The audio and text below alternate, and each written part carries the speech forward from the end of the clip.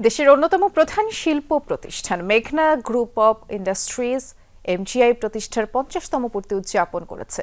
বর্ণাঢ্য আয়োজনের মধ্য দিয়ে দিনটি উদযাপন করেছেন প্রতিষ্ঠানটির কর্মকর্তা ও কর্মচারীরা।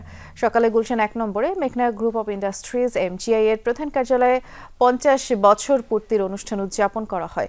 এই বর্ণাঢ্য অনুষ্ঠানে উপস্থিত ছিলেন প্রতিষ্ঠানটির পরিচালক ব্যারিস্টার তসনিমা মোস্তফা, তানজিমা মোস্তফা, তাহমিনা মোস্তফা, তানভীর মোস্তফা। অনুষ্ঠানে এমজিআই এর চেয়ারম্যান এবং ম্যানেজিং ডিরেক্টর মোস্তফা কামাল বলেছেন, স্বাধীনতা পরবর্তী ভঙ্গুর অর্থনীতির মধ্য দিয়েই মেঘনা গ্রুপ অব ইন্ডাস্ট্রির পথ চলা শুরু হয়েছিল। আর দেশের কল্যাণ ও মানুষের কর্মসংস্থান সৃষ্টির লক্ষ্য নিয়ে আজকের এই অবস্থানে এসেছে এমজিআই।